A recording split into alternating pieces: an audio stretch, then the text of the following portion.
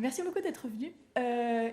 Sans plus de transition, je laisse la place à Daniel Bélanger qui va animer cette première table ronde sur la collaboration entre BDistes et chercheurs et chercheuses. Merci beaucoup. Merci Capucine. Donc après cette excellente première partie de l'après-midi, on poursuit avec 3 panélistes. Donc le titre de la table ronde que j'anime, c'est Chercheuses, chercheurs et artistes, les défis de la collaboration. Donc on poursuit la discussion déjà entamée. Donc le format, c'est que chaque participant va se présenter et ensuite je vais leur lancer des questions. On discute, maximum une 50aine de minutes, et ensuite on discutera avec vous, le public. Donc, pour ceux et celles qui se joignent à nous maintenant, je suis Danielle Bélanger, donc chercheure à l'Université Laval et collaboratrice de cette belle initiative et événement. Donc, nous avons 3 personnes avec nous aujourd'hui. Alors, Béatrice Zani, Nicolas Salé et Léa Mazé. Et donc, une chercheuse, un chercheur qui expérimente avec la BD dans leur recherche et une BDiste qui travaille aussi avec chercheurs et chercheuses. Donc, on va entendre les points de vue de chacun, chacune, leurs expériences et ça va sans doute faire écho à des expériences de nos binômes. Donc, après, on vous invite à contribuer davantage et à participer, à enrichir la discussion. Donc, je commencerai peut-être avec Béatrice à ma gauche, si tu veux bien te présenter. Avec le micro. Le micro, comme si je ne parlais pas assez fort. Je m'appelle Béatrice, donc, et je suis chercheuse postdoc ici à Montréal, à McGill. Je suis sociologue à la base, j'ai fait ma thèse à Lyon, et puis j'ai un peu bougé dans le monde. Je suis arrivée à Montréal et je m'intéresse aux questions migratoires, aux questions de production de la globalisation, à l'entrepreneuriat des migrants. Et mes terrains se placent notamment en Asie parce que je travaille notamment en Chine, à Taïwan et maintenant aussi à Singapour. Et je vous raconterai mes péripéties de BD et de recherche dans quelques instants. Bonjour, donc je suis Léa Mazé, je suis BDiste, je suis française comme ça s'entend, et donc je vis en France, je fais de la bande dessinée professionnellement depuis 2013. Je suis en l'occurrence aussi la compagne de Pierre Nocerino, que vous avez entendu avant, et justement en fait ça a pu nous permettre de collaborer ensemble sur les questions de bande dessinée et de sociologie, puisque le fait est que quand je me suis vraiment dirigée sérieusement vers la bande dessinée, Pierre entamait ses études sérieusement aussi de sociologie. Et comme on partageait cet intérêt commun pour la BD et cette passion, on s'est dit qu'il y avait quelque chose de chouette à faire. Donc on a fait des tas d'expériences là-dessus. Et donc voilà, moi, à côté, on va dire que c'était une partie de mon travail, mais de mon côté, je fais mes bandes dessinées en solo, de fiction, surtout pour la jeunesse, jusqu'ici, et voilà. Merci. Nicolas ? Oui, bonjour à tous. Donc moi c'est Nicolas, je suis professeur en sociologie à l'Université de Montréal. Je dirige aussi un centre de recherche qui est sur les inégalités sociales, qui est dans un milieu de pratique. Ça c'est intéressant parce que c'est un centre qui vise à promouvoir des formes de recherche qui ne s'adressent pas uniquement à un public strictement académique, bien sûr en partie, mais aussi qui pense aussi les enjeux de la diffusion du travail de recherche, donc aussi les enjeux d'écriture dont on a parlé tout à l'heure. Moi, mes recherches, elles portent sur la manière dont le monde social réagit, on va dire, aux personnes qui sont jugées non conformes ou déviantes vis-à-vis des normes sociales. Et puis c'est à ce titre-là que j'ai beaucoup travaillé depuis ma thèse que j'ai fait en France. Vous entendez aussi à l'accent que je suis français. En France, j'avais commencé à travailler sur le traitement des jeunes qu'on dit délinquants. Et j'ai continué ici parce que je suis arrivé ici il y a 10 ans. Et voilà, j'ai écrit des articles sans images, beaucoup, quelques livres aussi sans images. Et c'est dans le cadre de ce parcours à la fois de recherche et d'écriture que j'ai croisé la bande dessinée via notamment la personne de Judith Oliver qu'elle a et d'Alexandra Dion-Fortin. Je vous en parlais tout à l'heure.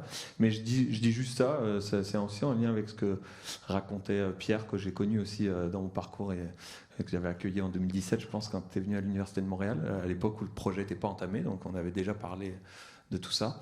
Et je me retrouvais bien dans ce que disait Pierre sur en tout cas, inscrire la question de la sociologie dessinée, pour le dire largement, dans la question de l'écriture sociologique, en fait, ou de l'écriture des sciences sociales.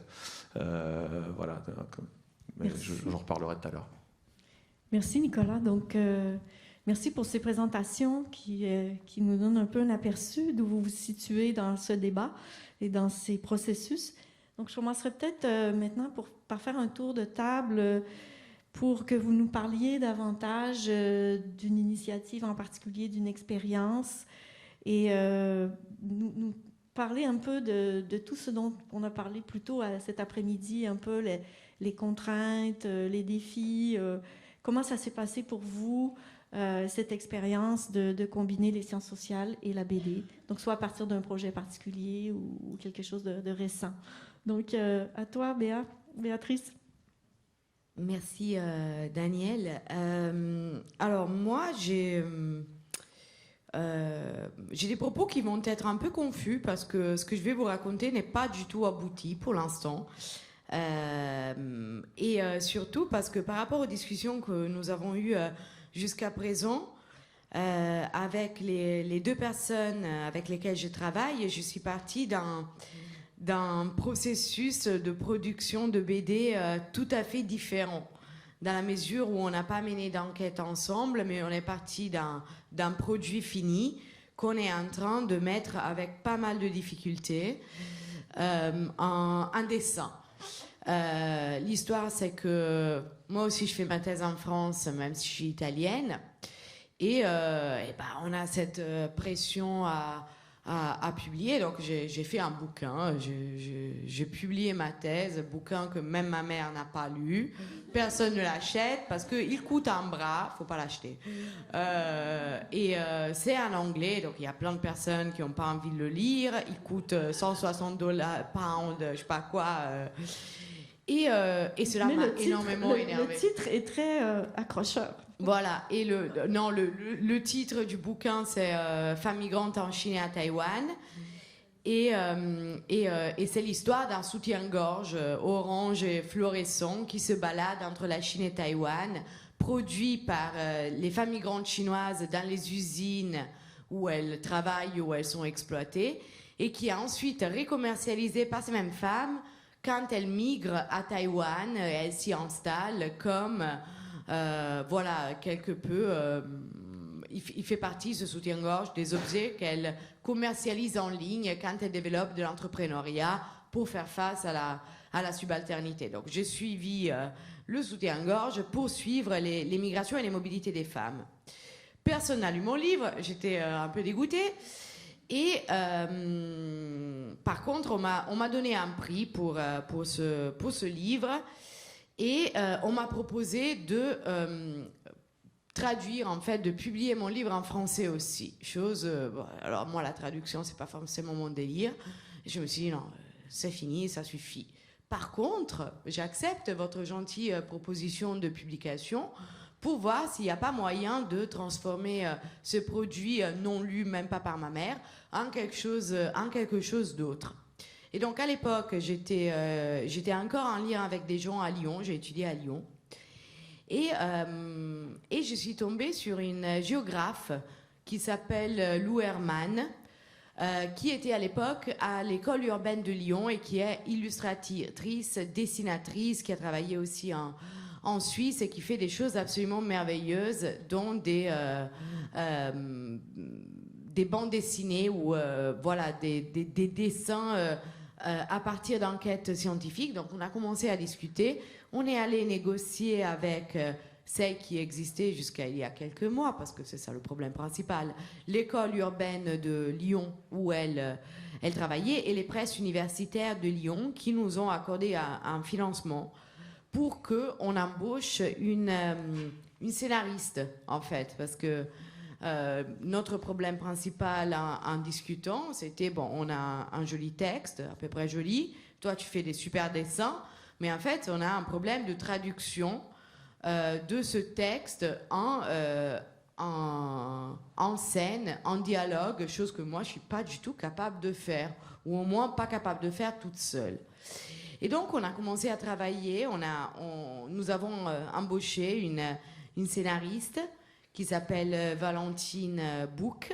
Donc je parle un peu au nom de toutes les trois aujourd'hui, même si je suis la seule ici, qui a lu le livre et avec laquelle on a commencé à travailler sur ce bouquin qui pour l'instant est un peu qui stagne parce que on a un problème de maison d'édition, mais on en reparlera, qui s'appelle Le voyage d'un soutien-gorge, donc, et qui raconte de manière différente, beaucoup plus courte, probablement beaucoup plus intéressante, ce que moi j'ai essayé de raconter, je ne sais pas combien de pages, que personne n'a lu.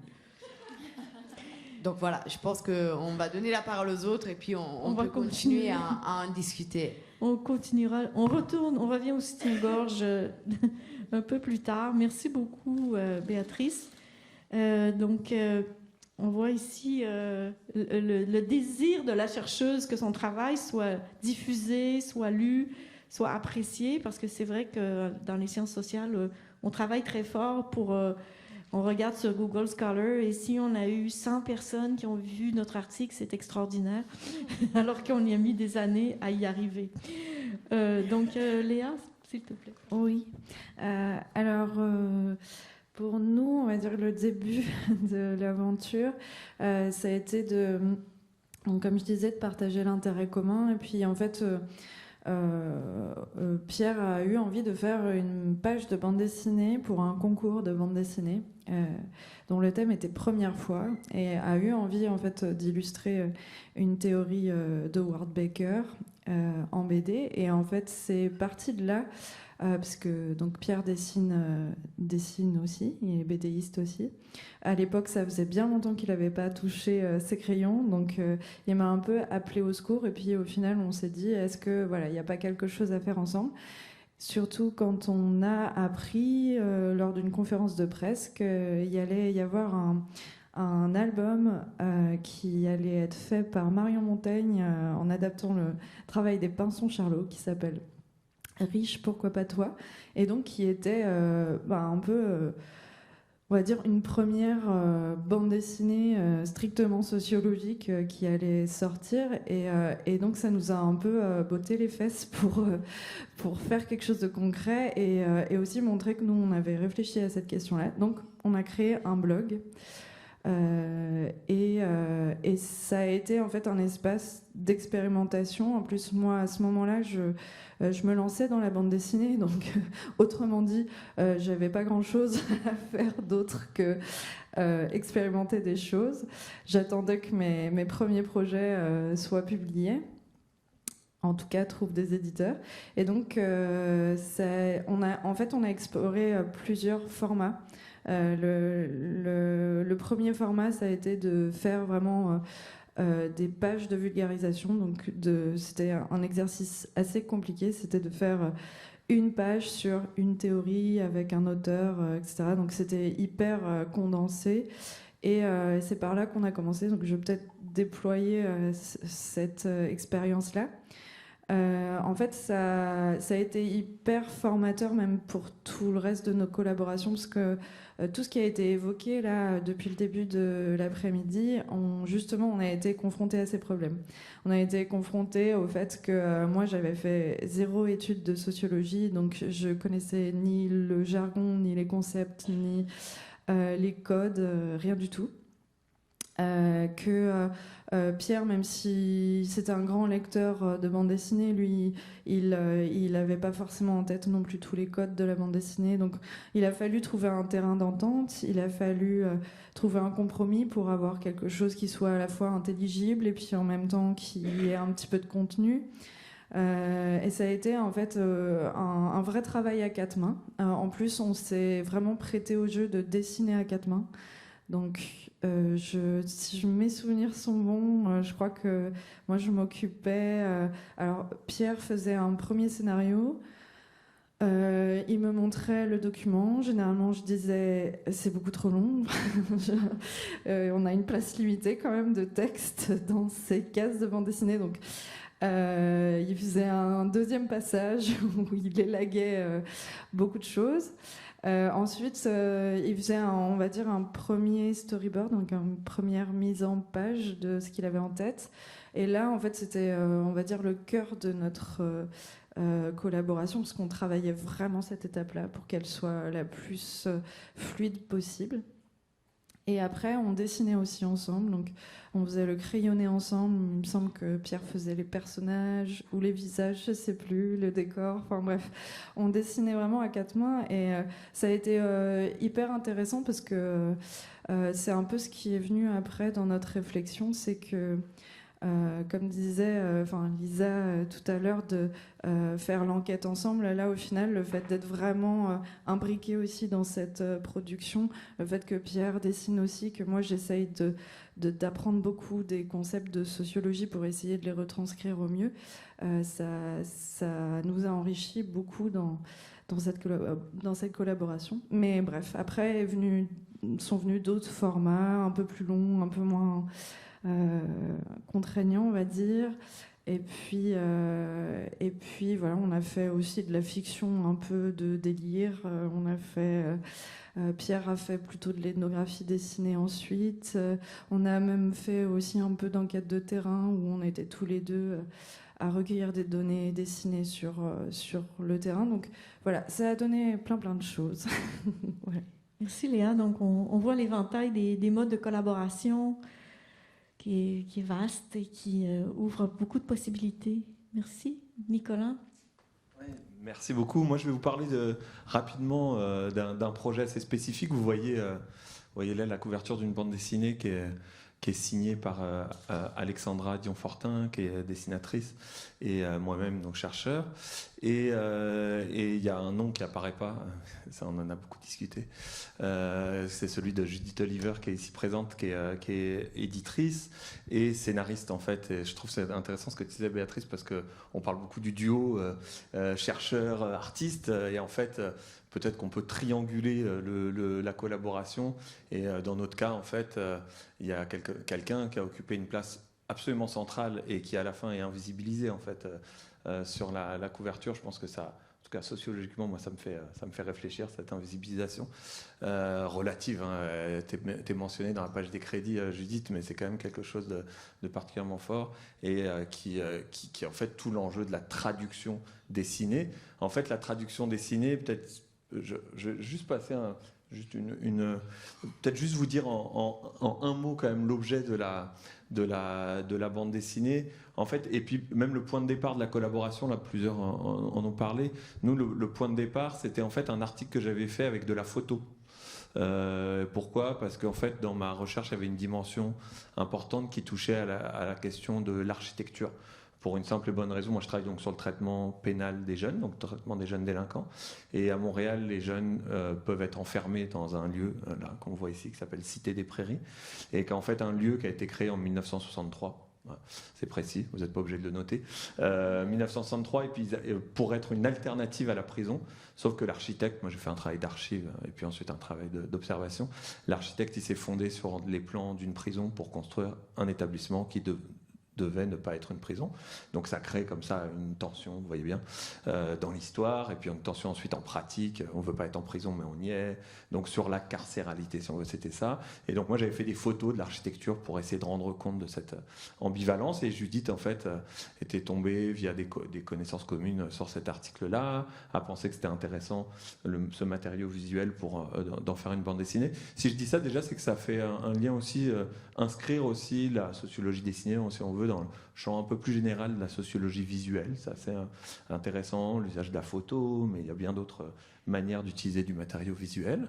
Et voilà, pour en revenir à des aspects un petit peu plus concrets de notre trio, si on veut, au départ, qui est un duo de Judith et moi, on a commencé à discuter ensemble.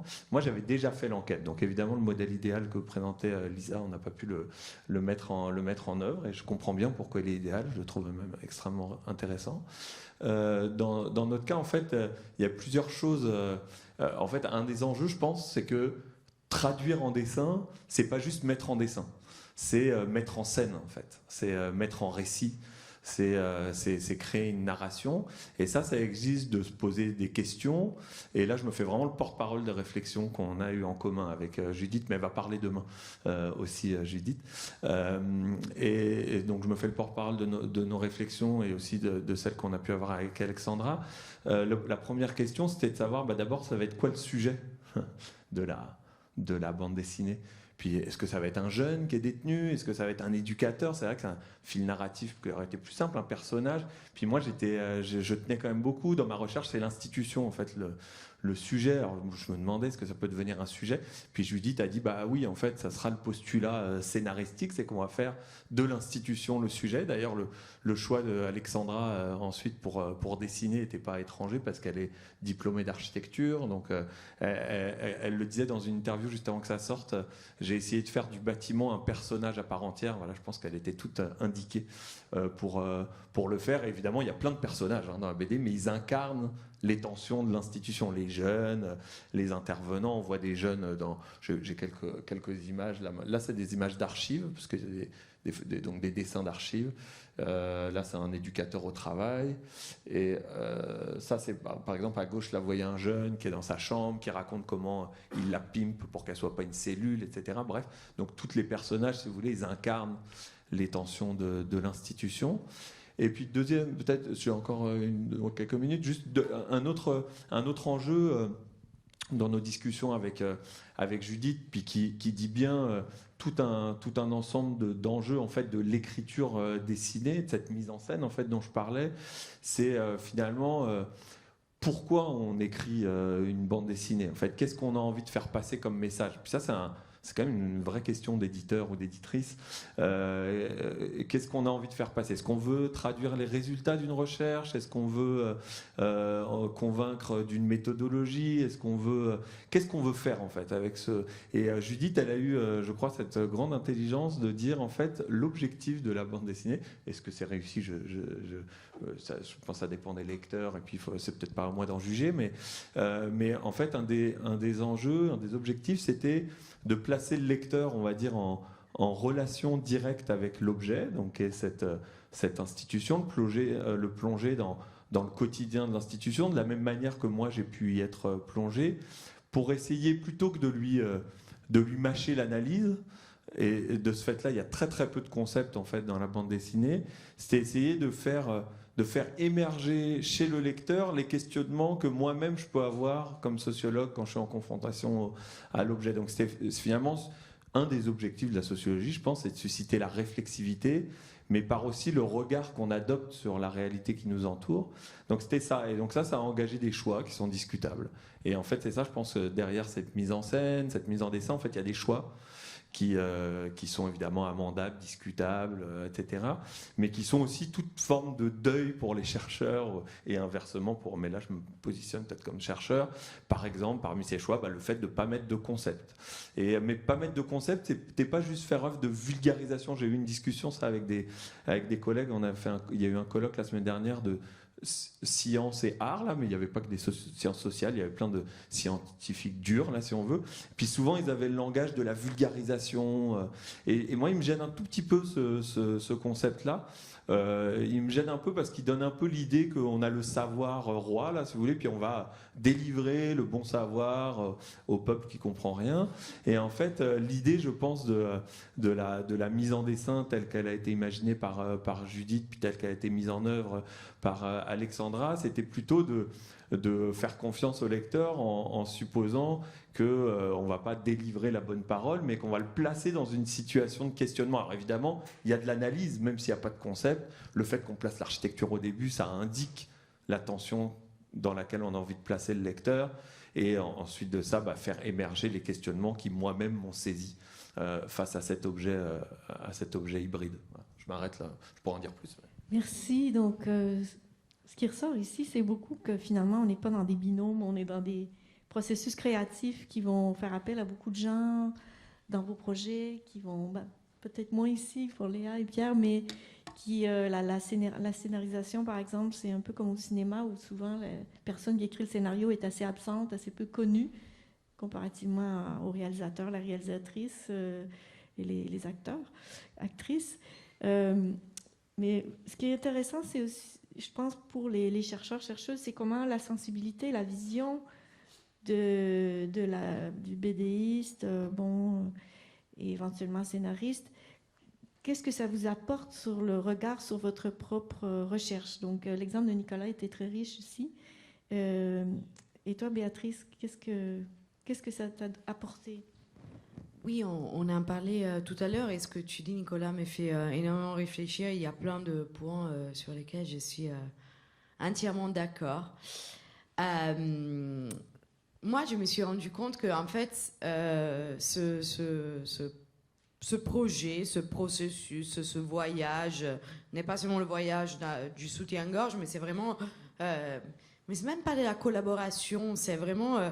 je pense de la création où moi je suis en fin de compte très effacée par rapport à Lou et à Valentine qui sont la scénariste et celle qui met en dessin finalement une histoire qui a été déjà racontée et en fait je me rends compte que on fait de la création nouvelle en fin de compte et ce processus créatif dérive sans doute de la manière dont elles ont perçu ce qu'elles ont lu, mais aussi de la manière dont moi j'ai été capable ou incapable aussi de le raconter en fait, ce que j'étais en train de voir, ce que je voulais dire en écrivant noir sur blanc en 2 mots ou 400 phrases.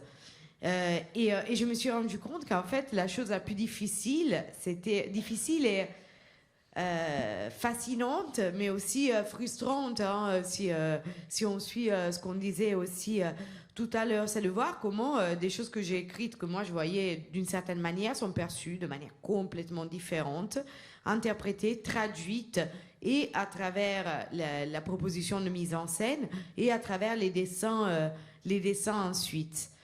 Et puis, je veux dire, j'avais déjà raconté une histoire que j'ai dû ré-raconter, et que j'ai dû traduire en d'autres termes pour qu'elle soit comprise de manière peut-être plus claire, plus pertinente. Et cela m'a amené à me remettre en question. Très souvent, je vais vous donner un exemple très bête. Dans ce livre, j'ai décrit des usines dans la Chine du Sud avec des dortoirs où j'ai vécu, j'ai dormi, j'ai travaillé, je raconte comment marche une chaîne de montage en fait au sein de l'usine. Je raconte ce que les ouvrières font, comment elles habitent, et pour moi c'est des choses absolument self-evident parce que je les ai vues, j'étais là, donc l'usine chinoise pour moi je veux dire, j'ai pas forcément besoin de la décrire d'une manière très détaillée ou de donner tout un certain nombre d'éléments parce que moi je la vois dans mes yeux, elle est là, j'ai mes photos. Non, parce que la pauvre Lou et Valentine, qu'est-ce qu'elles en savent? Elles n'ont jamais mis les pieds dans une usine chinoise. Et au-delà de l'usine chinoise, elles me racontent J'ai des personnages, voilà, dans mon livre qui se déplacent dans la ville, dans les quartiers, dans les centres commerciaux, dans des bidonvilles pour les migrants. Et pareil, pour moi, c'est escompté. C'est un centre commercial en Chine, je sais très bien comment il est. J'y ai mis les pieds 10 000 fois. Pas du tout. Et c'est tout à fait compréhensible.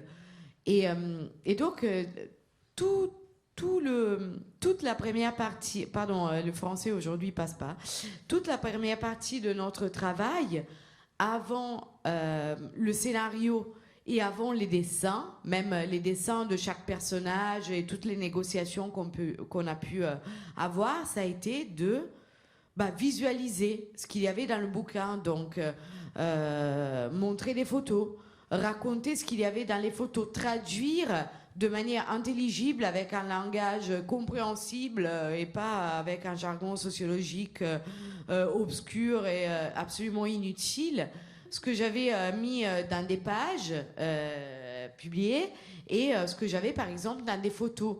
Je me souviens que la dessinatrice Lou et Valentine allaient sur Google aussi et elles tapaient les villes qu'elles avaient lues dans le livre, où elles me demandaient de leur conseiller des films sur la Chine et sur Taïwan parce qu'elles avaient besoin de voir ça. Et je me suis sentie d'une stupidité bionique, en fait. Je me suis dit, mais j'ai écrit tout ça et c'est complètement incompréhensible.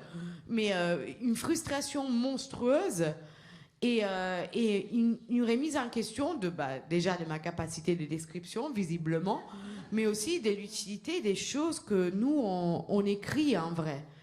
Et le résultat, c'est, qui n'est pas fini, c'est surtout quelque chose qui va bien au-delà de la vulgarisation, mot que je déteste aussi, je te rejoins sur ça, mais qui raconte pas forcément une autre histoire, mais qui raconte une histoire partiellement différente, mais surtout d'une manière très très différente, qui ne passe pas seulement par le scénario en soi, je pense, qui ne passe pas seulement par les dessins, qui sont un moyen de visualiser, de raconter, d'analyser, d'appréhender les choses différemment par rapport au texte écrit ou aux choses qu'on est habitué à faire. Mais surtout qui montre des situations, des expériences, des pratiques, des personnages d'une manière complètement inattendue pour moi. Je pense que c'est ça le mot.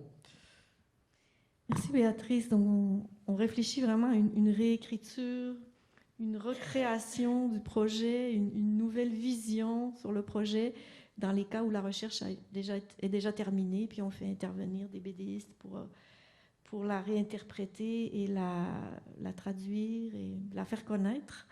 Avec Léa et Pierre, on a un processus complètement différent. Donc Léa, si tu pouvais nous parler un peu plus de cette collaboration, tu nous as donné un éventail de tout ce que vous avez fait, mais d'un projet de recherche, je te laisse choisir. Oui, en tout cas, toutes nos expérimentations avec Pierre, c'est vrai ça nous a permis en fait de beaucoup réfléchir justement à cette question de la collaboration et d'essayer de décrypter en fait ce qui faisait que des fois on pouvait avoir des difficultés, ce que ça nous avait apporté aussi. En fait, là où ça a été intéressant aussi, c'était dans des planches plus didactiques.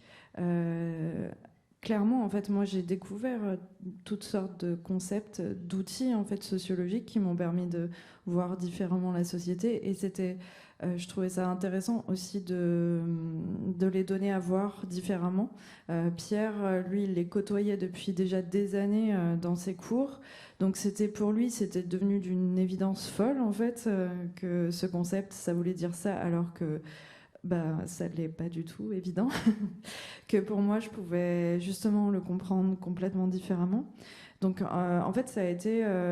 c'est là que je trouve intéressant, en fait, ce concept de co-création. C'est que c'est vraiment ça, c'est de la création, parce qu'il y a beaucoup de discussions. Et puis, je pense que celles et ceux qui ont participé là, à la formation pour le colloque ont expérimenté ça. En fait, c'est beaucoup d'échanges, c'est important. Là où on est venu à cette conclusion avec Pierre, c'est qu'en fait, ça a été essentiel dans notre collaboration qu'on s'intéresse au domaine de l'autre. En fait, on ne pouvait pas faire chacun son truc dans son coin. Et en fait, ça ne pouvait pas fonctionner comme ça. On était obligé, moi, d'essayer de comprendre ce qu'était son métier, ce qu'étaient les règles professionnelles de son métier, ce qui était justement son jargon. J'étais obligée en fait de m'intéresser à ça si je voulais que cette collaboration puisse exister. Donc ça a été des heures de conversation. Au final, je pense que j'ai eu un peu une formation de sociologie parcours particulier aussi parce que ça a été de me former un peu à ça, de comprendre en fait ce qu'il voulait dire tout simplement. Et puis de son côté, ça a été pareil. Je pouvais pas. De fait, il a été aussi obligé de comprendre pourquoi moi, des fois, je disais, mais ça, en fait, ce mot-là, on ne peut pas le mettre comme ça tel quel. Il va falloir le déployer, il va falloir le développer, il va falloir ou alors de donner une autre manière de le voir, etc. Et donc, ça a été aussi un effort de sa part de s'intéresser aux règles de la bande dessinée, à comment on raconte en bande dessinée.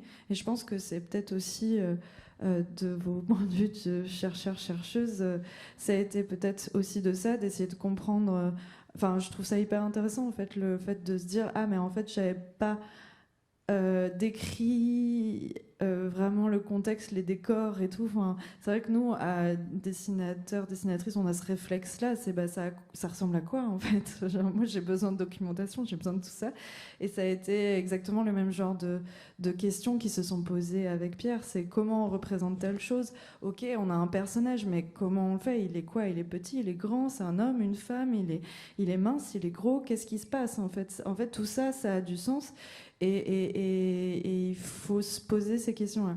Et du coup, je pense là où ça nous a enrichis, alors moi évidemment ça m'a enrichi en tant qu'être humain d'avoir ces outils sociologiques pour mieux comprendre le monde qui m'entoure, mais aussi je pense que Pierre, en tout cas ça a été le résultat de nos conversations, c'est que ça a beaucoup enrichi sa manière aussi de concevoir son métier et son attention notamment dans le fait dans la collecte de données, du coup, qu'est-ce qu'il va regarder, voilà, en fait, peut-être ces éléments qu'on n'a pas l'habitude auxquels on ne fait pas forcément attention. Le dessin, en fait, le révèle qu'il faut y faire attention, et ça a un sens. Et donc, voilà, donc cette collaboration, elle a été... je donne peut-être pas d'éléments très précis, mais en fait, je pense que c'est ça qui a été le plus enrichissant, en fait. C'était de se rendre compte que tous ces exercices qu'on a faits ont vraiment permis d'élaborer une vision plus grande de ce que c'est que de collaborer entre quelqu'un qui fait a priori pas de dessin, quelqu'un qui fait a priori que du dessin, et qu'en fait au fur et à mesure les limites se sont un peu brouillées. Et qu'on on a beaucoup appris l'un de l'autre.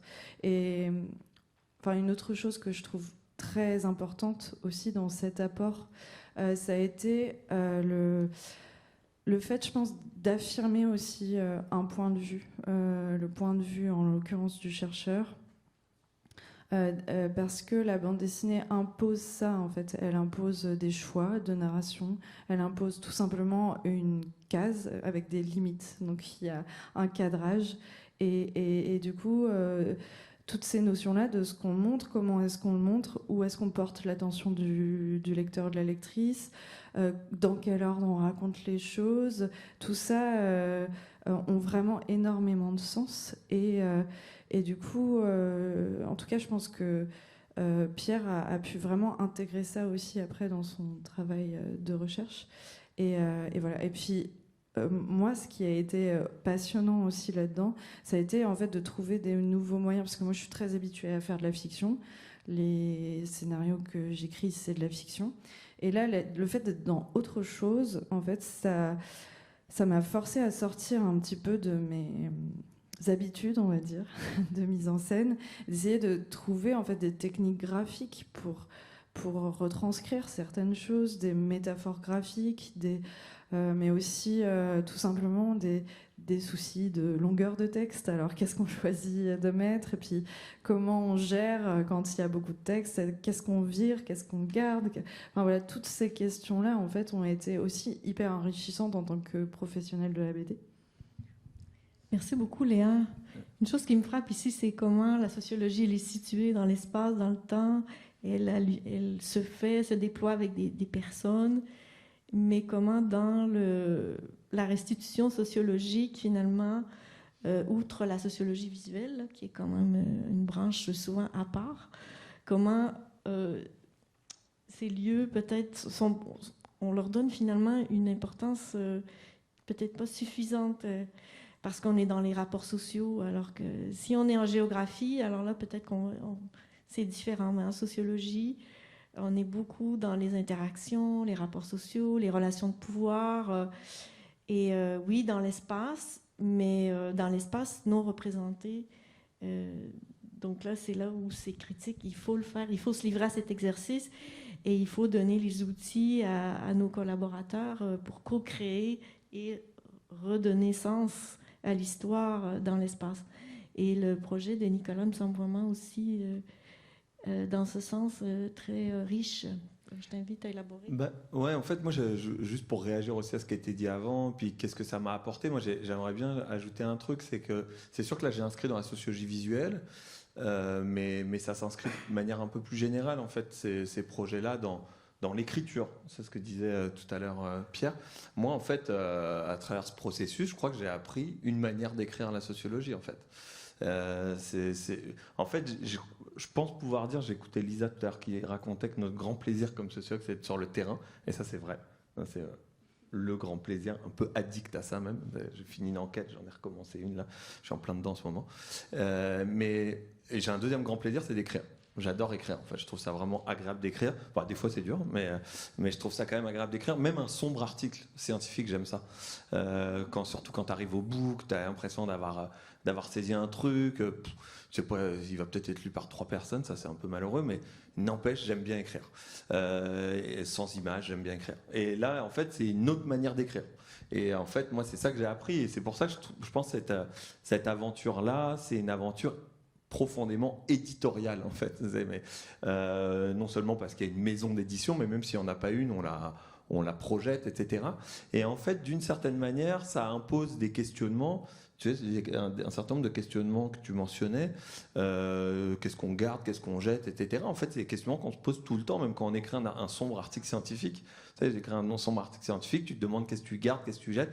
Donc en fait, c'est comme une manière aussi d'expliciter un certain nombre d'opérations d'écriture qu'on se pose en permanence en fait dans notre métier, parce que c'est un des propres des sciences sociales que de devoir utiliser le langage ordinaire pour traduire nos résultats. On ne peut pas utiliser une formule, là. On doit utiliser les mots, quoi. Et donc on doit choisir, on doit sélectionner. Donc c'est vraiment une écriture. Alors là, c'est sûr, c'est une écriture avec du dessin, donc ça offre des potentialités de narratif qui sont démultipliés par rapport à l'écriture avec juste des mots, mais je pense quand même que c'est l'apprentissage d'une forme d'écriture sociologique. C'est pour ça que vulgarisation, je pense que c'est un terme qui traduit pas bien l'expérience qu'on vit quand on fait ce travail-là. C'est qu'on apprend à écrire.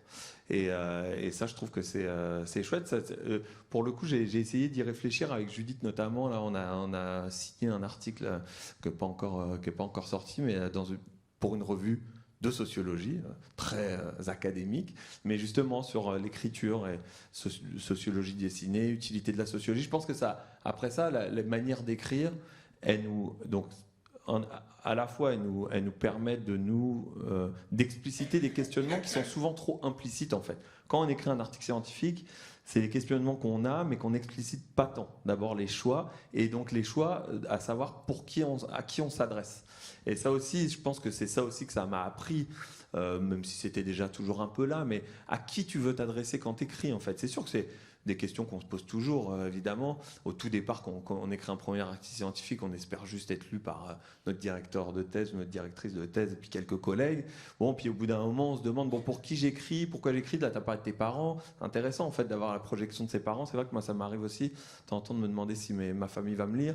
Mais en tout cas, voilà, ça explicite ces questionnements-là, qui sont en fait des questionnements fondamentaux pour tout écrivain. Mais aussi pour les sciences sociales, en fait, parce que si on veut qu'elles servent à quelque chose, il faut bien qu'elles soient adressées à un public. Donc, en fait, moi, en tout cas, tous ces questionnements, qui sont souvent des questionnements très implicites dans notre champ, mais qui sont en fait toujours fondamentaux, je pense que le processus, c'est ce qui m'a permis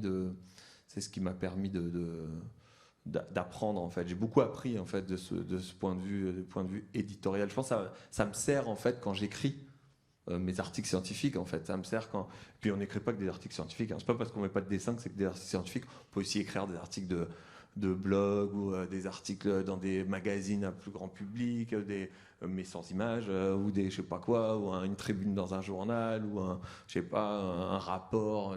Et en fait, à chacun de ces modes d'écriture existe ses choix, son public, son message, sa visée. Et tout ça, je pense, est très explicité quand on produit une bande dessinée. Voilà. Merci beaucoup, Nicolas. Donc, on voit comment la collaboration peut nous enrichir mutuellement. Est-ce que, je me tourne vers mes organisateurs, il nous reste 5 minutes. Un dernier tour avant la discussion. OK, d'accord. Donc, peut-être un dernier tour de parole avant la discussion avec le public. Une dernière chose que vous voudriez nous livrer? Non, moi je voulais juste rebondir sur ce que Nicolas disait, parce que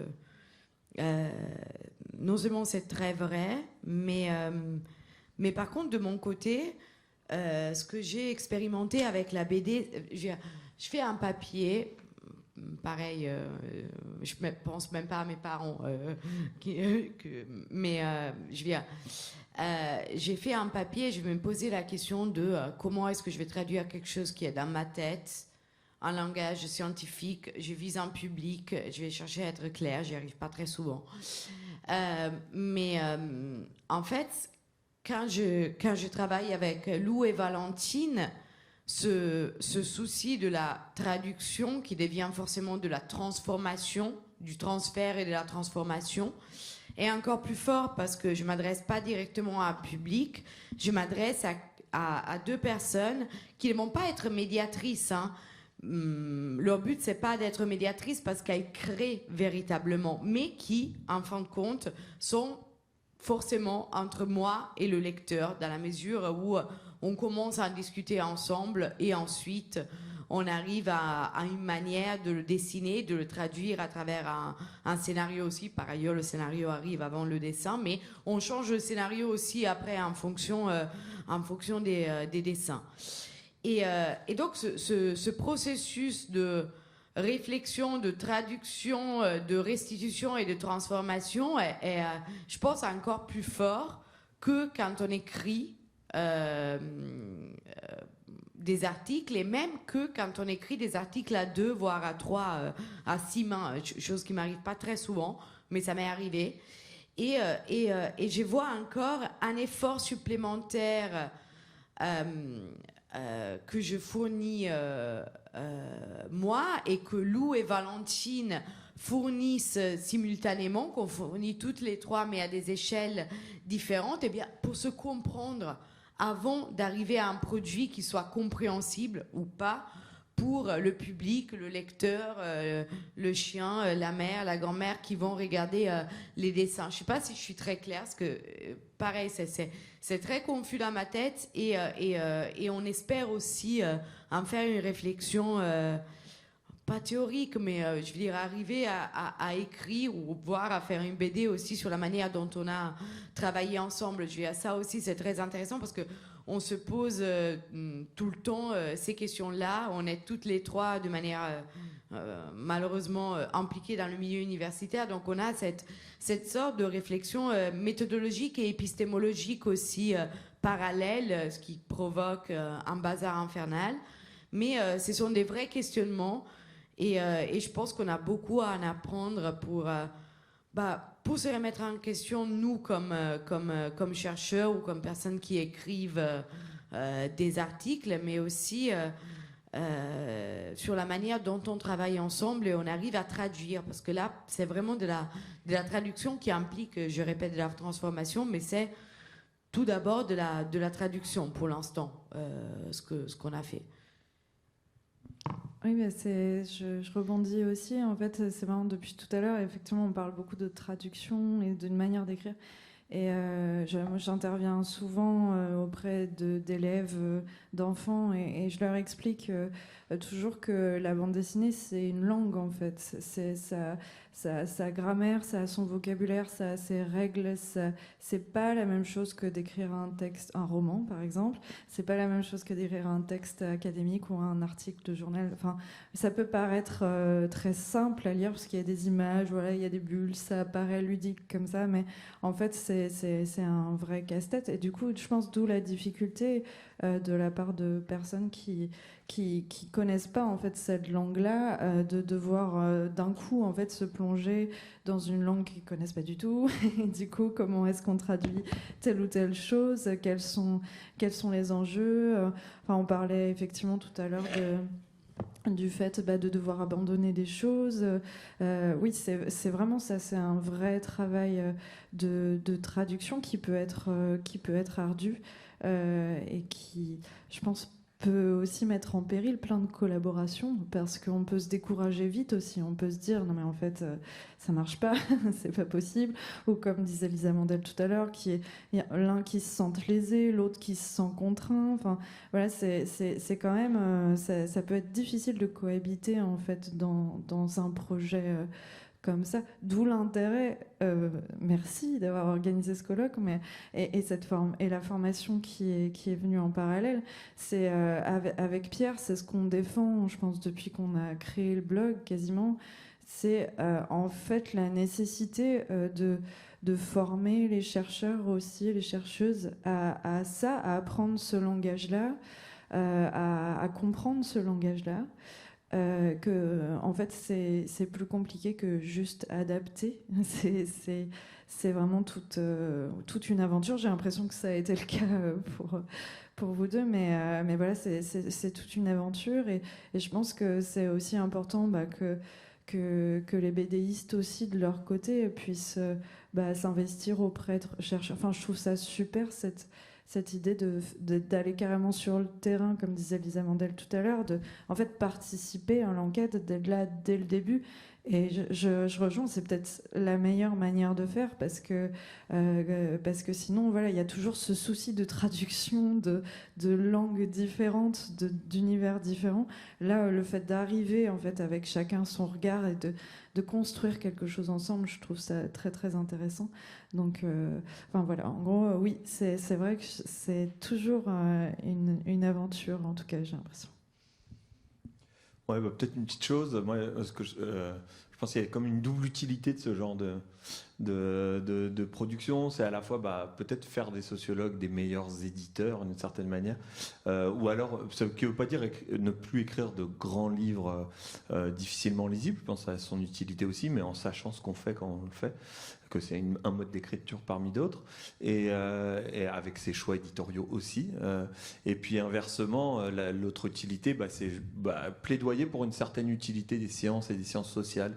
Je pense que c'est vraiment intéressant de voir je pense que c'était aussi un des objectifs de la collection Sociorama, c'est irriguer le monde qui nous entoure d'un certain regard en fait sur les objets, pas juste des résultats. La science, c'est pas que des résultats, c'est aussi un regard. Et les sciences sociales, c'est pas que des résultats, c'est aussi un certain regard sur le monde. C'est comme ça aussi qu'on essaie d'enseigner j'ai lu il y a pas longtemps un livre sur comment enseigner la sociologie à l'école primaire.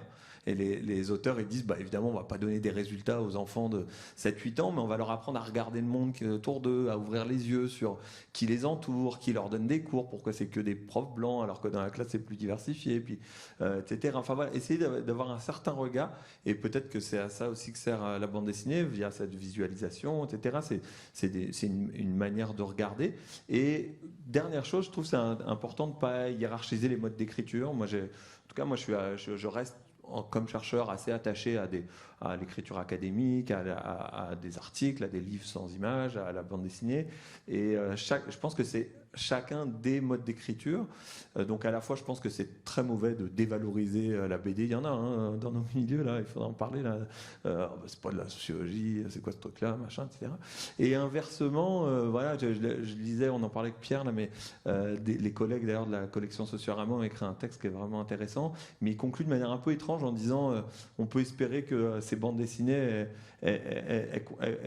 pourraient conduire le lecteur à aller lire des vrais livres de sociologie. Moi, j'ai trouvé ça vraiment très étrange comme formule, parce que je pense qu'au contraire, ce que j'essaie d'expliquer, c'est des livres de sociologie. C'est une manière d'écrire différente, mais c'est une manière d'écrire la sociologie.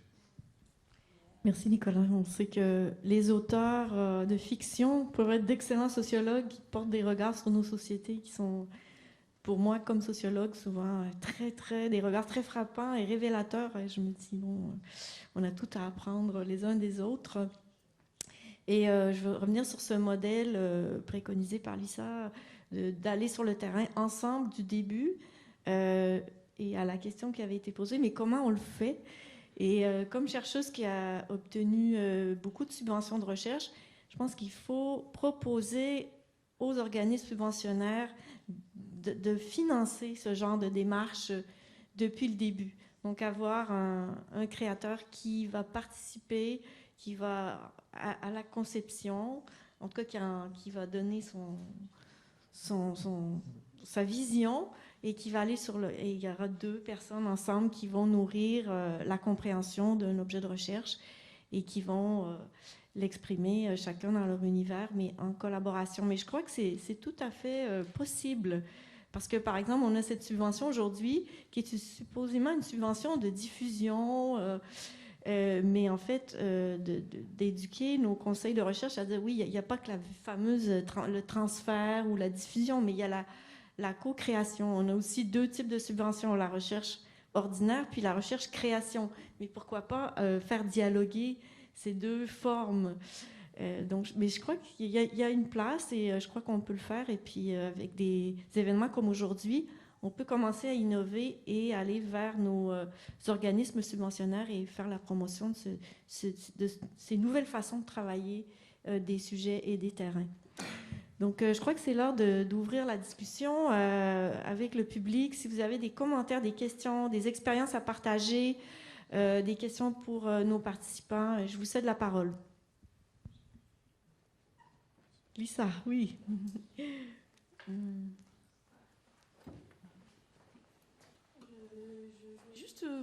Juste une question par rapport à ce début de la rencontre. Tu parlais de l'invisibilisation de l'éditrice. Alors, je suis désolée, ça m'a tilté. Et je me suis demandé, en fait, jusqu'à quel point elle s'était investie pour que tu aies eu une frustration, enfin, de te dire elle aurait dû être sur la couverture. Voilà. Bah, tu pourrais répondre, Judith, si tu veux. Ouais. Ah bah voilà, on en reparlera demain. Mais non, mais c'est beaucoup investi en fait. Très concrètement, le point de départ, quand elle m'a parlé de ça, c'était, je lui ai envoyé 300 pages arides au possible. Je suis désolé, d'un manuscrit qui même lui a pas été publié sous forme de livre académique parce qu'il était trop aride, donc même lui a été réduit. Donc elle a lu le premier. Puis ensuite ensemble, on a sélectionné des scènes, etc. Mais après tout le travail d'écriture, en fait l'écriture du scénario, de la trame. Je pense qu'il y a un truc, j'avais un extrait, si tu me permets Judith, il y a un extrait de ton écriture à un moment donné.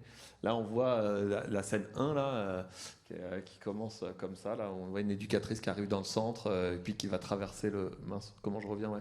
Et puis voilà, l'écriture, je sais plus combien de pages c'était le scénario entier, mais c'était long. Et tout ça c'est écrit par Judith en fait, c'est gros. Bien sûr que le contenu c'est mes recherches, c'est mes observations, ça a été un document partagé que j'ai beaucoup commenté, Alexandra aussi, donc c'était un travail évidemment très très commun, je ne veux pas dire que j'ai rien fait, mais je pense que je sais pas, c'est difficile de hiérarchiser qui a fait plus dans un projet. Je pense que chacun a apporté énormément, mais je pense que Judith est probablement la cheville essentielle, ouvrière, on va dire cheville ouvrière, la cheville essentielle de ce projet-là. D'accord. Via son travail de traduction précisément. Ça a été la traductrice en fait. Ouais. Mais moi, je posais Ouais. cette question parce que, enfin, je vais pas, surtout si on en parle demain, mais parce que justement, c'est à partir de quel moment un éditeur il est là pour accompagner les auteurs. Alors, il peut être beaucoup s'impliquer ou très peu. Il y a des éditeurs qui s'impliquent très peu. Et à quel moment ça devient un co-auteur et donc à quel moment en fait, tu le mets, même si c'est l'éditeur, à quel moment il apparaît en co-auteur. Parce que la question que tu poses, moi, je la trouve hyper intéressante. Moi, ce que j'entends, je me dis, alors. Peut-être que Judith aurait dû être pour ce projet-là co-autrice. Et c'est juste ça, voilà, c'est juste ce que je Non, mais je pense qu'en effet, c'est une super question. Moi, je sais pas, peut-être sur la signature concrète, je pense que ces questions-là, je me suis presque un peu posé après. C'est une fois que le projet est publié, on commence à penser, à revenir sur son processus lui-même, etc. C'est marrant parce que j'en avais parlé avec Yasmine, justement, je connais un peu, puis on discutait ensemble de ça et de, justement peut-être du rôle différent des dessinateurs, dessinatrices, dessinateurs. Et elle me disait, je me souviens, Yasmine, quand je lui parlais du début de ce projet, elle me disait surtout scénarise pas. Tu vas jamais y arriver, ça va être l'enfer, ça va prendre des lustres. Donc choisis bien le dessinateur ou la dessinatrice pour que ce soit quelqu'un qui soit fort en scénarisation, parce que là ça va te sauver, ça va te permettre d'avoir du plaisir, tu vas apprendre beaucoup de ce travail de scénarisation. Et bon là, en l'occurrence, je pense que ça dépend de la division du travail, ça dépend de l'envie du dessinateur, de la dessinatrice. Ça peut être à deux, je pense que, mais ça peut être un aussi. Il y a je pense des personnes dans la salle qui ont tout fait. Et puis ça peut être aussi à trois si chacun. Et je pense qu'en effet, Judith, dans les faits, ça doit beaucoup dépendre des types de relations de travail, mais dans les faits, Judith a beaucoup participé à ce travail de scénarisation. Oui, c'est ça. Ouais. C'est juste à quel moment on fait une reconnaissance, je comprends. En fait, nominative. Je comprends. Qui s'impose, quoi. Mais juste, alors peut-être pour la petite anecdote là-dessus, moi quand j'ai dit à Judith invisibilisation de son rôle, Judith a dit bah non, moi je suis éditrice, c'est normal. Enfin voilà, par humilité de Judith. Voilà, donc évidemment la question n'est pas tranchée d'une certaine manière. Je sais pas moi j'ai l'impression qu'elle aurait dû. Après coup, mais Judith peut-être encore aujourd'hui aurait peut-être pas cette conclusion-là. Je sais pas. J'arriverai pas à répondre une fois pour toutes, mais je trouve que c'est une super bonne question.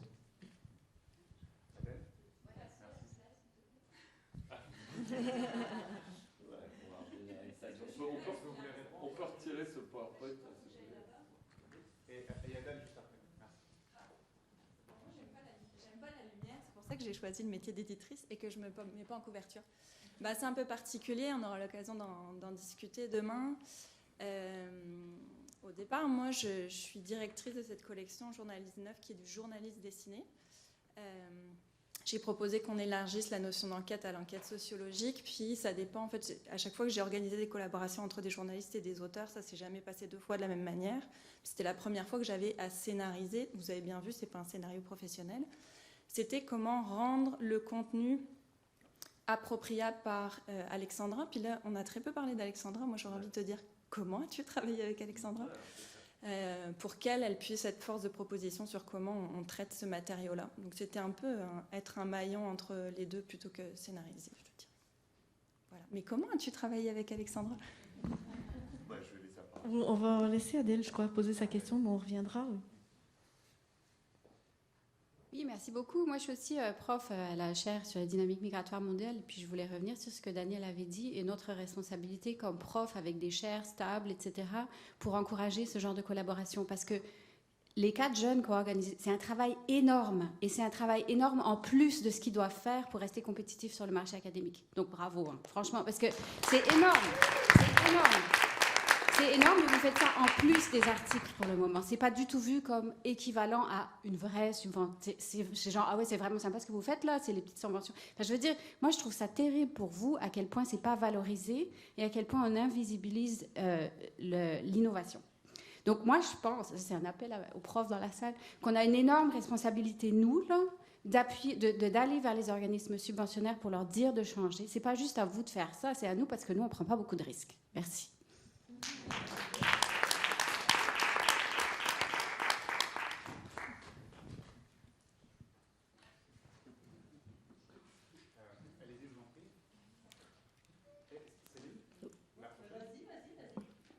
Bonjour, j'aime pas beaucoup parler au micro, mais ça fait bizarre le back vocal. Je me présente un petit peu.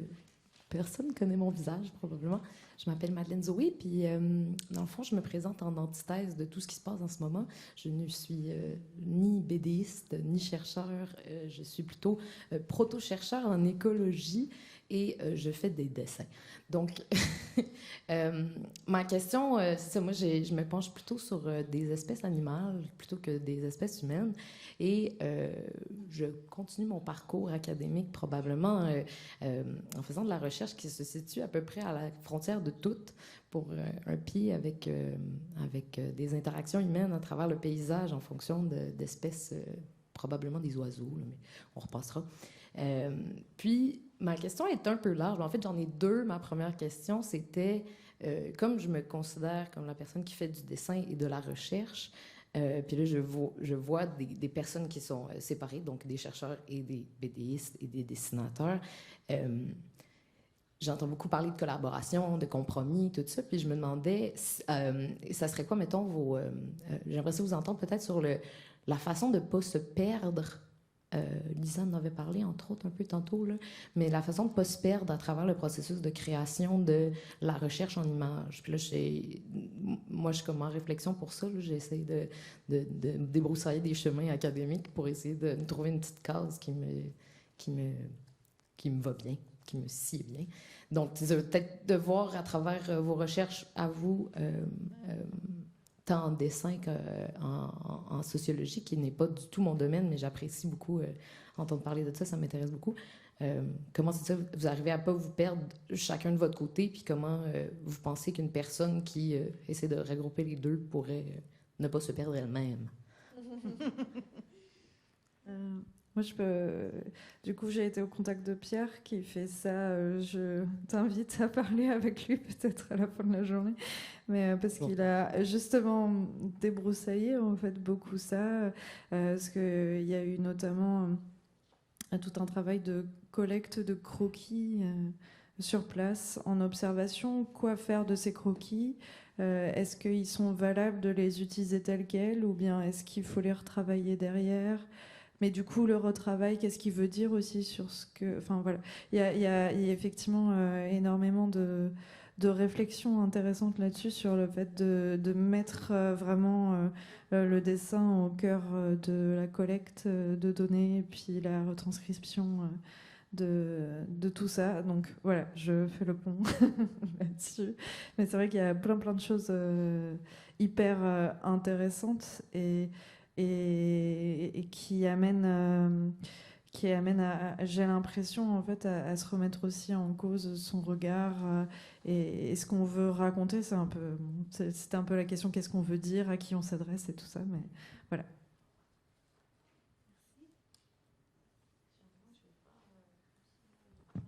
J'ai pas forcément grande chose à ajouter par rapport à ce que Léa a dit. Après, Lisa nous l'expliquait tout à l'heure. En vrai, je pense qu'on peut avoir beaucoup de frustration des différents côtés sur qu'est-ce que je lâche, qu'est-ce que j'accepte, qu'est-ce que je peux vouloir ou pouvoir voir modifier. J'ai pas complètement fait l'expérience de ça, je pense, parce que moi j'ai mon produit fini là, mon bébé. Donc en vrai, si je me suis lancée dans cette aventure, comme l'a appelé Léa, c'était parce que ça m'allait de voir mon bébé complètement transformé. Peut-être oui, par moments, ça me frustre un peu. Mais plus que de la frustration dérivant du fait que quelqu'un ose toucher à ma merveilleuse recherche et compagnie, c'est plutôt parce que je vois des dessins, par exemple, ou des dialogues qui, pour moi, ne correspondent pas du tout à la réalité des choses que j'ai vues. Et je me rends compte que ces choses-là, il n'y a que moi qui les a vues, peut-être en vrai ou peut-être sous LSD, hein, j'en sais rien. Je rigole, bien évidemment, mais bien évidemment, pas sûr. Mais c'est plutôt ça. Pour moi, c'est plus que de la frustration en ce moment. Et je pense que si je menais une enquête avec quelqu'un et on avait à discuter effectivement de comment on voit les choses, là, je pourrais avoir beaucoup plus de frustration et beaucoup plus de coups à mon ego. Là, c'est presque de l'étonnement permanent sur ah bah tiens, c'est pas du tout comme ça que je voulais dire quelque chose. Vous l'avez interprété comme ça, mais oui, on peut le garder ou on l'arrange un peu, mais ça va aller. C'est vraiment plus de l'étonnement que de la frustration. Peut-être ça va monter. Par ailleurs, on cherche un nouvel éditeur et des sous, surtout parce que les éditions 205 de l'école urbaine de Lyon ont fermé récemment parce que l'école a été fermée par le ministère. Mais voilà, au-delà de ça, je pense que moi, je suis assez d'accord avec ce que Léa disait. Je ne sais pas si Nicolas, toi... Sur la frustration, en fait. Moi, je suis tout le temps frustré quand j'écris. Donc, que ce soit en dessin ou pas, je suis tout le temps frustré après coup. Non, mais la BD, c'est peut-être le truc qui m'a le moins frustré. Parce que j'ai collaboré avec des personnes de talent. Et en effet, j'ai peu parlé d'Alexandra. En fait, elle n'est pas là parce qu'elle vit aux îles de la Madeleine. Ça aurait été chouette qu'elle soit là. Au début, on avait prévu que peut-être elle fasse une intervention vidéo, etc. Mais c'était compliqué à organiser. Bref, on a abandonné. Mais ouais, je te laisse la parole, Céline. Pardon, excusez-moi. Je vais poser une dernière question désolé. super ouverte. Puis en fait, c'est juste pour dire il est supposé avoir un 5 à 7 tantôt. Puis si jamais il y a quelqu'un qui veut venir me jaser, ça me ferait plaisir. Mais ma question, c'est justement, comme je viens pas du domaine de l'illustration de l'humain, ben j'aimerais ça peut-être vous entendre si vous avez travaillé avec des humains, parce que j'ai aucune règle de sociologie, je connais rien. Si vous avez travaillé avec des humains, j'aimerais ça peut-être comme avoir des retours sur qu'est-ce qui se fait le mieux, ce qui se passe bien, ce qui se passe mal, ce qu'il ne faut pas faire, ce qu'il faudrait faire. En dessin, ça me ferait plaisir. Merci. Oui. Oui, juste pour me permettre un instant autopromo, c'est justement les thématiques qu'on va aborder demain matin, avec par exemple les 2 premières tables rondes sur dessiner, penser et interpréter le réel, et puis ici sur sciences sociales et bande dessinée, avec et au-delà de la vulgarisation. Donc je pense qu'on abordera cette thématique-là. Merci. Merci Romain. D'abord, je voudrais remercier pour ces mots. Je pense qu'effectivement, dans nos statuts privilégiés, on peut soutenir les jeunes, les initiatives, et aussi d'aller profiter de nos statuts privilégiés pour crier haut et fort qu'on peut faire de la recherche autrement et qu'on peut faire aussi de la mobilisation des connaissances autrement. Ça, c'est ma première remarque. Ma deuxième remarque, d'habitude, dans un colloque scientifique, quand des gens dessinent, on se dit que ça, c'est pas forcément... Il y a un problème. Et là, je trouve tellement... En tous les cas, remarquable de voir plein de gens qui dessinent dont je suis sûre qu'ils traduisent quelque chose qui n'est pas du tout non pertinent, etc., comme on pourrait l'apprécier parfois dans nos colloques scientifiques. Donc bravo d'avoir fait ce mix et de pouvoir observer des gens par derrière qui dessinent des choses. Ma question, elle était plus... Parce que qu'on soit dans la BD, dans les web-séries, dans les balados, dans tous ces médiums, l'enjeu de la traduction et de la scénarisation se pose. Puis en recherche, on fait semblant de jamais faire de la scénarisation, alors que les principes de réduction, de catégorisation ne sont que des scénarisations. Mais c'est comme si on avait tellement eu peur de ça et tellement peur de prétendre ça qu'on n'en fait plus et qu'on ne sait plus quoi faire quand on nous dit scénarisons donc quelque chose. Et que le jeu de la ce que tu as dit Béatrice sur traduire ce que c'était cette usine en Chine, que le jeu de l'immersion dans nos démarches ethnographiques, les lieux, le monde, la vraie vie, on la distancie parce que, soi-disant, les codes font que ça devrait se faire comme ça, et que là, par la BD, il faut tous ramener tout ce qu'on a invisibilisé, occulté ou poussé parce que c'était pas de la science, là. Et ce que je trouve donc de fertile là-dedans, c'est justement d'enrichir finalement de tout ce que nos processus scientifiques nous font renoncer, auxquels on doit renoncer, ou auxquels on doit prétendre qu'on renonce surtout, là. Et il me semble que c'est ça aussi, cette richesse-là, et pour le coup, pas du tout dans une logique de vulgarisation, mais dans cette troisième voie, d'un troisième langage où... Et j'ai apprécié le fait de pouvoir faire en même temps ensemble, mais aussi, même si c'est après abouti, d'arriver à un produit qui est aussi de la recherche dans cet exercice-là et qui nous donne aussi une manière de faire autrement, de penser autrement et de réfléchir. Donc, ce travail de scénarisation dans la collaboration, comment, et puis tu l'as bien dit Léa, la question des langages et tout ça, mais comment c'est finalement faire, pas juste une rencontre, mais faire autrement de la recherche.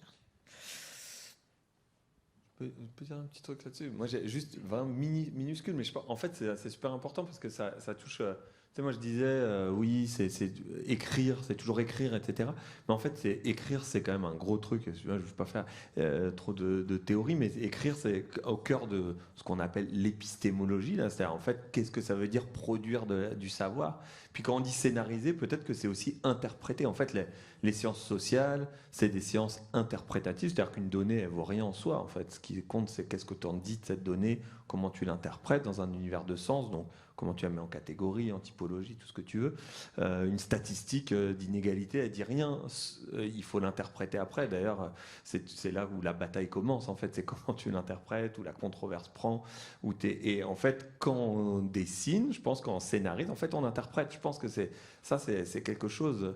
Parce que quand on choisit de mettre telle scène avant et telle scène après, j'imagine quand dans Sociorama, ils disent qu'ils font de la fiction, c'est vrai, mais en même temps, c'est de la fiction qui repose beaucoup sur les données, puisque vous construisez, si j'ai bien compris, des personnages qu'en sociologie, on va appeler des idéotypes. Alors, on va construire un personnage, mais qui en fait condense plein de caractéristiques qu'on a observées. Donc, en fait, oui, on scénarise, on fictionnalise, mais on interprète surtout. Donc, en fait, je pense que c'est là où à mon avis, en fait, en effet, on fait de la sociologie. C'est que, et derrière un podcast aussi, en fait, on interprète, donc on propose une certaine lecture, une grille de lecture, une analyse, une interprétation, et ça, c'est le propre des sciences sociales, en fait.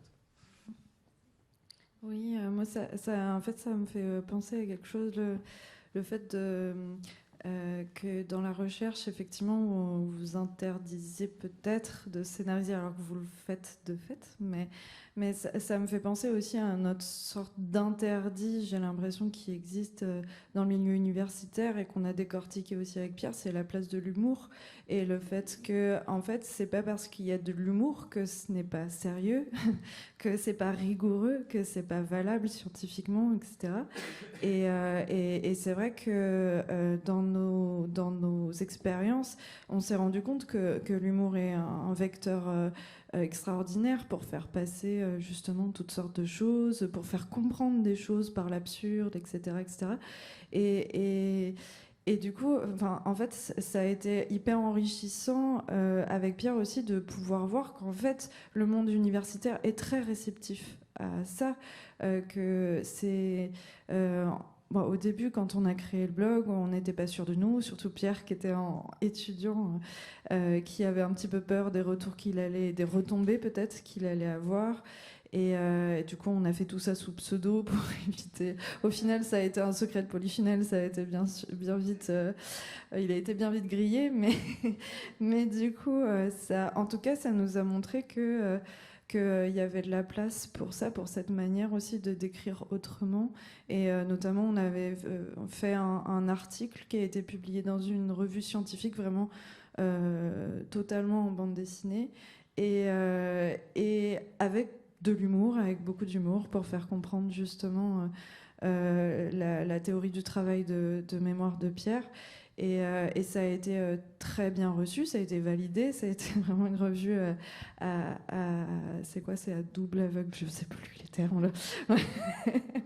Mais du coup, comme quoi, en fait, je pense qu'il y a aussi peut-être une autocensure, en fait, de se dire, mais en fait, ça va pas marcher, mais regardez, telle revue, elle a jamais fait de bande dessinée. Bah oui, mais peut-être qu'il y a jamais personne qui a proposé quelque chose aussi, et c'est un peu ce qu'on a appris aussi avec Pierre pendant toutes ces expérimentations, c'est qu'en fait, bah oui, personne l'a fait jusqu'à ce que quelqu'un le fasse, en fait. C'est aussi à force d'être initiative, et je rejoins aussi le fait que c'est vrai que les professeurs titulaires et tout ça ont une place importante là-dessus.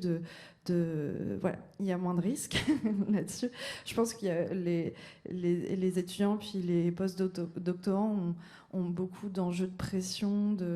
Je pense que c'est aussi peut-être une des raisons pour lesquelles il y a peu d'initiatives là-dessus du milieu universitaire, c'est que c'est tellement un milieu en tension, comme l'a dit Lisa Mandel tout à l'heure, genre on se tire la bourre, et du coup, bon, est-ce que ça vaut vraiment le coup de prendre le risque de se décrédibiliser en faisant un article en bande dessinée? Enfin voilà, il y a encore cette vieille idée que c'est pas très sérieux et que voilà. Donc bref, voilà. Je pense que il y a aussi ça. Il y a beaucoup d'autocensure, alors il y a peut-être plus de choses qui sont possibles qu'on ne le pense.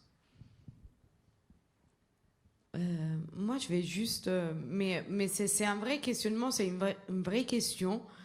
Je ne suis pas, en fait, convaincue que la BD soit seulement une manière d'écrire, un moyen d'écriture. Je ne suis pas sûre que ça soit que ça. Sans doute, il y a toujours la dimension créative et de traduction, même dans un papier rédigé qu'on met dans des jolies revues. Mais je pense que Céline, tu as absolument raison et ça sera beau d'avoir plus de réflexion là-dessus. Et je pense que là, on amorce très bien. C'est vraiment sur la dimension. Parce que quand on dit la BD, c'est de la co-création, ça a cette dimension créative et créatrice. En fait, ça soulève exactement la question dans quelle mesure la BD devient un moyen non seulement de narrer en l'espèce, ce que je fais moi, l'ethnographie, mais ça devient une méthodologie en soi ou une partie d'un apparat méthodologique qu'on peut dégager dans une recherche. Dans quelle mesure ça nous permet de traduire la réalité sous des aspects, des détails, des formes qu'on n'avait pas pensé, qu'on n'avait pas osé ou qu'on n'avait vraiment même pas imaginé de restituer d'une certaine manière. Et donc, quelle réalité, en fait, et là, c'est vraiment de l'épistémo, hein, on donne à voir, et quelle est l'histoire qu'on veut raconter, quelle est la problématique qu'on dégage. Je pense que tout à l'heure, on soulevait aussi la question est-ce qu'il y a des véritables hypothèses de recherche, des questions de recherche quand on fait une BD, et j'ai très envie de dire oui. Là, sur le coup, j'arriverai pas à le conceptualiser davantage, mais je pense qu'on peut vraiment réfléchir à tout cela. Et voilà, je suis vraiment ravie d'être ici, d'avoir pu participer à cette réflexion avec mon expérience inaboutie au moins. Merci beaucoup, Béatrice. Il nous reste quelques minutes. Est-ce que on aurait un autre commentaire, une autre question? Oui.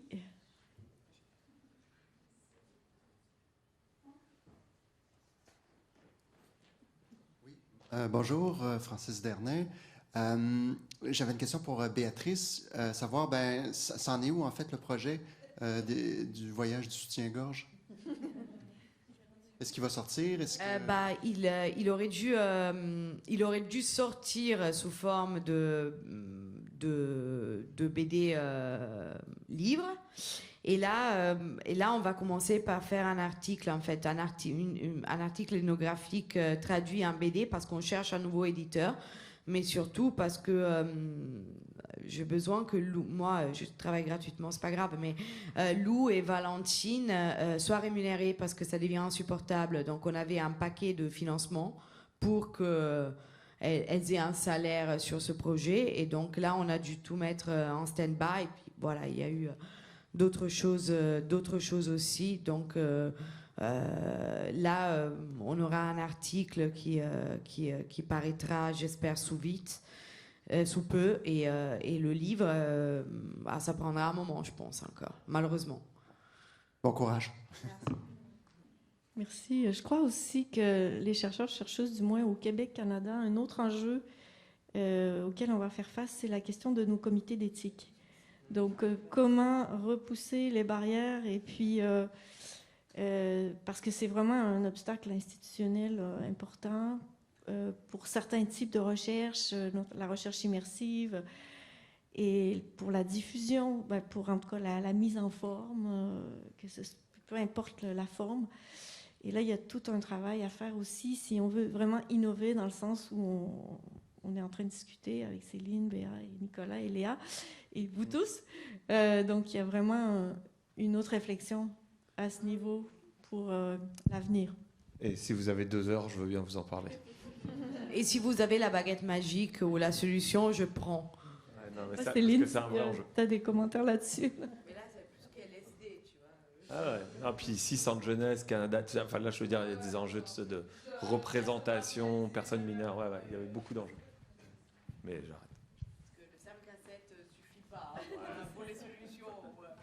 Et ce matin, j'étais dans une réunion où, dans la salle d'entrée, il y avait marqué si c'était impossible, si on avait su que c'était impossible, on ne l'aurait pas fait. Donc, on vous remercie. On doit terminer cette belle séance. On vous remercie tous et toutes. Merci à nos participants. C'est vraiment formidable. On vous attend demain matin. Je crois que Romain va avoir le mot de la fin. Merci.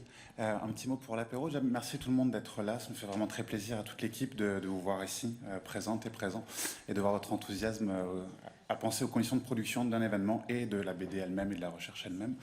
Donc, petit mot apéro, juste pour vous dire que demain, on reprend à 9h, si je ne dis pas de bêtises.